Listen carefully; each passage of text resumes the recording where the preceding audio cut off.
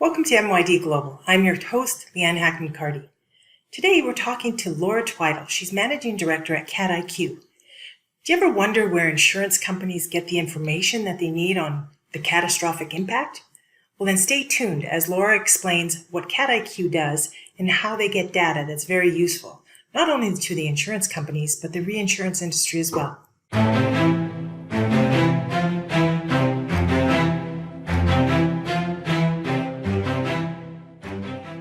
Hey Laura, great to see you again. How are you doing today? I'm great, thanks, Leanne. How are you? I'm good. Hey, I wanted to talk to you today a little bit about the organization you're with and some of the work you guys are doing, but maybe before we start, can you just tell people a little bit about yourself, your background? Sure. So I am the Managing Director of Catastrophe Indices and Quantification, Inc., also known as CatIQ. I have been at CatIQ for about 3 years now. And before that, I was an operational meteorologist at a geoengineering firm. So my background is in meteorology and math. So what does it actually take to get a background in meteorology? How do you get that? So there are many programs across North America, particularly many in the United States, a few in Canada that offer undergraduate studies in meteorology or atmospheric science. So I went to school in the US on soccer scholarship, did my undergrad in meteorology and math, and then went to McGill and did my master's in atmospheric science. But never pursued the soccer thing, I take it. Well, I'm still a semi-professional soccer player, so. Oh, very cool. As far as CatIQ, what exactly does it do? So CatIQ is a subsidiary of a larger organization called Perils. Now Perils operates with 17 different countries, 13 in Europe, then Turkey, Australia, New Zealand, and then CatIQ represents Canada. And we are Canada's insurance loss and exposure indices provider, meaning we provide loss and exposure estimates. So we were created in 2014, and we have a catastrophe database that goes back to 2008. We track and monitor potential catastrophes, where a catastrophe is defined as an event that causes more than $25 million of insured loss. Now, insured loss, I'll define it as damage, whether it's physical or non-physical, that results in an insurance payout. It's specific to the natural peril that caused the event. So say there's an ice storm and a car has an accident. That accident claim would not be involved in this. It would be something specific to the natural peril. So if a tree branch snapped and fell onto the car, that damage would be included in our loss estimates. So what we do is we have participating insurers that give us data after the event. And then we take this data and aggregate it up to produce an industry-wide loss estimate. And so we consider this a ground-up approach. Then we resurvey the companies at different intervals out to 2 years to make sure that estimate has stabilized.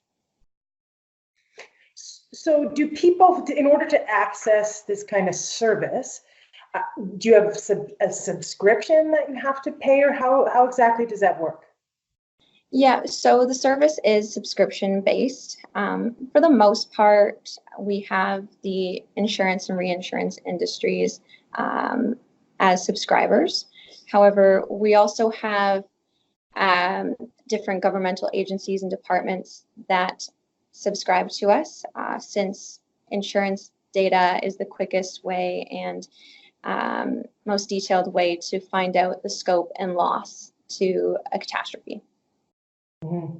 And so when people are generally coming to your database, all the information that you guys have, are they looking for something specific? Are they, is this trying to prove the impact of the disaster on their local region, or why are they needing this kind of information? So on the insurance side, many different departments can use the information. So I mentioned we track and monitor these potential catastrophes. So we would forecast a potential cat. So this can enable claims teams to ready their staff, as well as insurance adjusters, to prepare for the incoming volume of calls, or even mobilize to go to a certain area. On the risk management side, actuaries, underwriters can better assess risk, price accordingly. If a company was looking to write business in a new area or for a new peril, they could use our database to get more information of the history of that region. They can also use this for reserve setting, understanding the entire scope of the event. For academics, they like to use the data to test their theories and help create new tools that can be used in applied areas. Right. So would most of your data be Canadian specific, or because you've got these relationships, this global kind of network, you could draw from all regions of the world? So our specific data is Canada. However, if someone wanted more of an area, they could go through perils. Oh, okay, great. Now, I know I met you last year at the CatIQ conference. I know you're going to be organizing another one, or you currently are, for February of 2020. And I'm just curious, just tell me a little bit about the conference, who tends to go, and I'll certainly put a link so anyone watching this, if they're interested, they could sign up and attend. Absolutely. So from February 3rd to 5th, we'll be hosting our 5th annual Canadian Catastrophe Conference, which is called CatIQ Connect. Now, this event brings together the industry, government, all different levels of government, and academia to discuss best practices and innovative solutions to mitigating loss of catastrophes. We have seen catastrophes causing more loss every year.